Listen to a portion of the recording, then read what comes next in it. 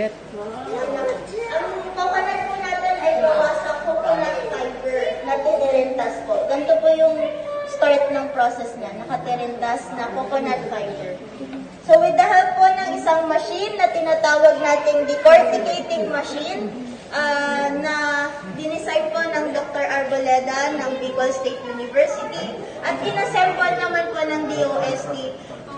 Itong machine na ito nakakatulong po siya na mapaghiwalay yung coconut fiber sa coco peat. So, pag hulog mo yung bao mismo ng coconut, dun sa machine na yun, paglabas niya, nakahiwalay na siya, coconut fiber and so yung coconut fiber natin, ginagawa natin coconut. Ang coconut ay nakakatulong sa slope protection po. So yung mga bangin nilalagyan ng harang na ganyan para hindi gumuho yung lupa. And then, yung mga plastic naman po na nakokolekta natin sa Las Piñas, yung ginagawa natin plastic chairs. So, tinutunaw po siya, ginagawang plastic chairs. Ang plastic chairs natin, dinodonate lang po through the Villar Sipag Foundation. Nationwide po yan. Meron kasi tayong factories din sa Iloilo at Davao. So, para to accommodate yung mga requests na from those areas. So, ang plastic chair natin nakakagawa tayo using 20 kilos ng soft plastics. Yung mga sachets, yung mga plastic labo na ginagamit natin, yun po ang ginagamit natin panggawa ng plastic chairs. And then, ito po. Yung mga mugmug naman po na after ng plastic chairs, nagagawa pa rin natin, hindi natin siya binabalik sa environment. Hinahalo natin siya sa simento as fillers sa mga hollow blocks. So yan po, may mga plastic pa siya. And then, meron tayo sa Las Piñas, tinatawag na mga bioman. Diba? Everyday yan, nag-iikot sa barangay, nagkukuha ng mga kitchen waste natin or kaning baboy. Yung coco peat na nakukuha natin sa decorticating machine, di ba yung coco fiber, ginagawa natin coconut. Yung coco peat, yun ang hinahalo natin sa ating mga kitchen waste or kaning baboy para maging organic fertilizer. So, ang fertilizer po natin, free siya. Binibigay sa ating mga farmers nationwide or sa mga interested individuals po. Kailangan lang mag-request sa office ni Senator Villar.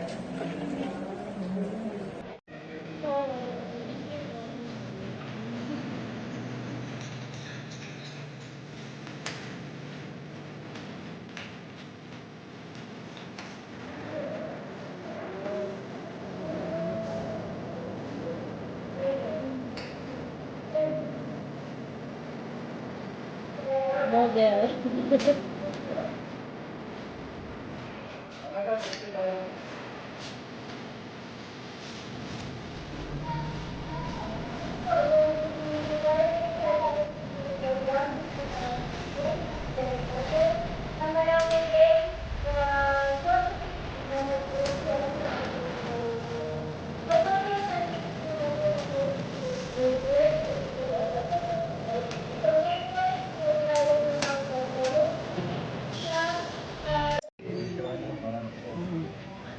Okay, para maging ganito na po siya. Ano lang. Yes po. And then, since hindi pantay yung sizes niya, merong mga manipis, may makapal, meron na isip si Kuya JR na slicer po. Sige. Ilan na parang maisang suka. Sa suka na lang po. Okay, para pantay. Wow, pantay na. Po. So, kasi pag ginamit ang gunting, medyo mahirap po siyang igupitin and then hindi pa pantay-pantay usually. So, ang daming rejects na mga ganito. And then after that, ready na po siya for weaving. So, dito po, ginagawa natin yung banig.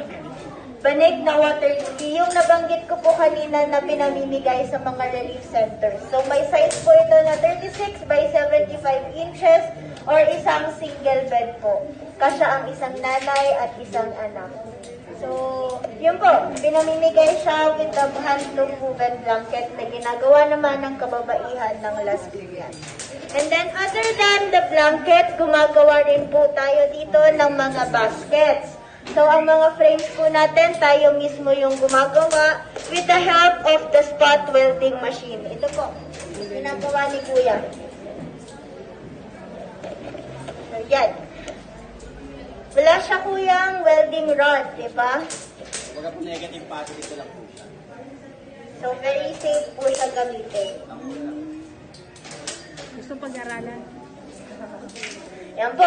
So, after that, nagawa ang ating mga frames. Coveran lang po siya ng mga water lily. And then, yung mga woven, water lily. Then, basket na po siya. Dami naman po makikita basket. Yan po, basket na water lily. Yung mga nandun po, lahat po gawa yan dito. Any questions po? Ganda, ma'am. Ang ginagamit lang po pa ng chemical ay natural varnish. So, ang water lily po kasi natin may natural na moisture po siya. So, kailangang alagaan ng varnish.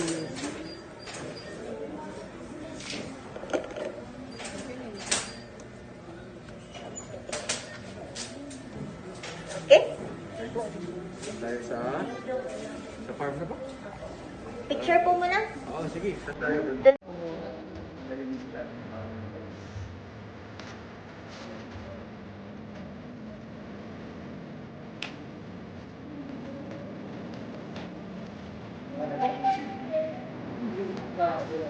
Dito tayo, parang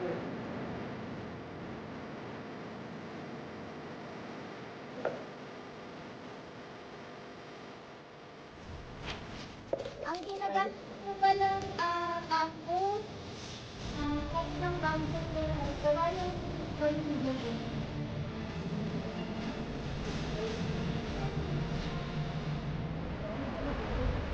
rollers, yung mga bulate po na African night rollers. And then pinapakain po natin sila ng anything organic, mga leaves, mga gulay. And then yung pinupupo po nila, yun yung ginagawang fertilizer po. ay grade po na fertilizer yun, premium fertilizer. Mahal po yun. So, ang mga African night crawlers po natin, nocturnal sila. So, nasa ilalim pa lang sila ngayon. Hindi natin sila makikita.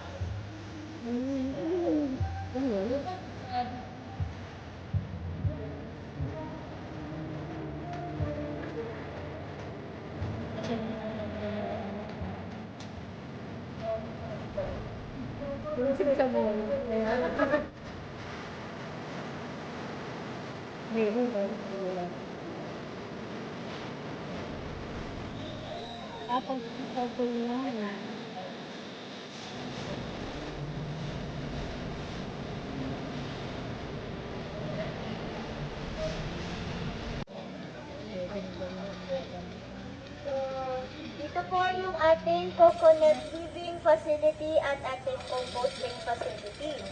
So, yung na-mention ni Sir Arnel kanina na sa Give Ilog program, so 2002, na-nilaunch ng 2002.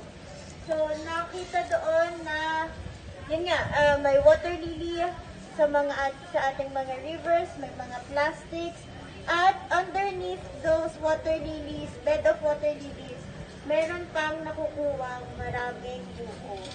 So, kasi yung mga mangbubuko natin sa mga palengke, yung kumari sa mga gumagawa ng buko salad tuwing Pasko, hindi nila alam kung saan nila i-dispose yung mga buko na nagamit nila.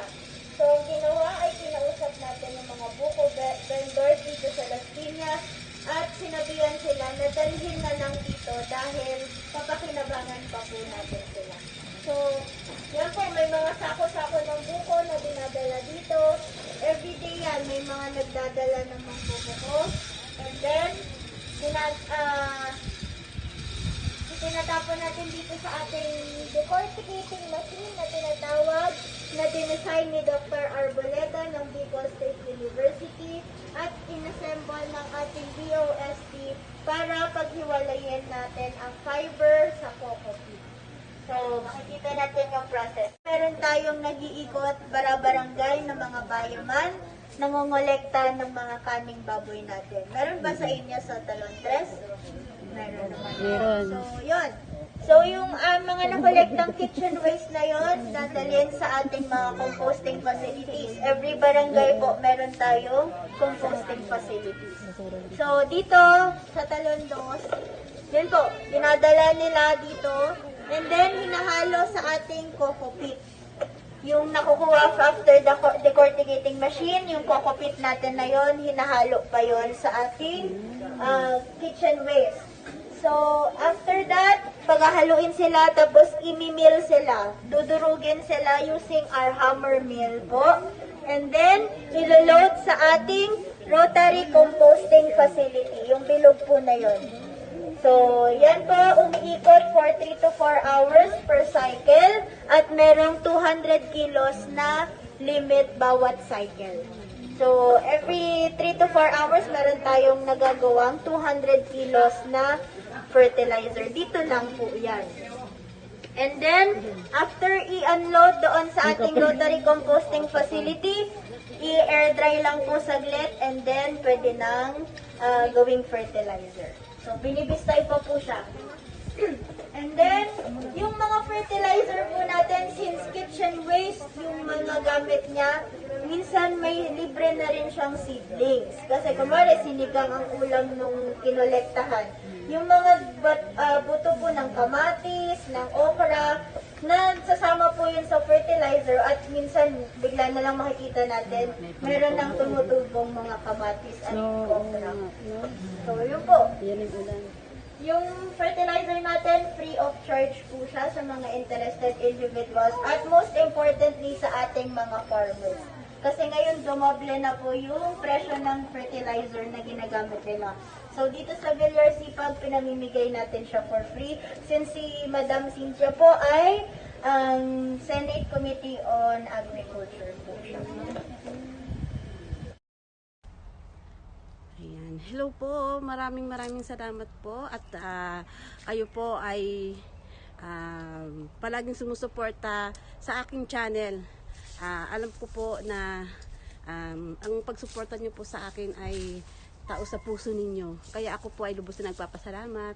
And God bless us all. Bye! Salamat po sa mga nanood. Thank you. Love you all.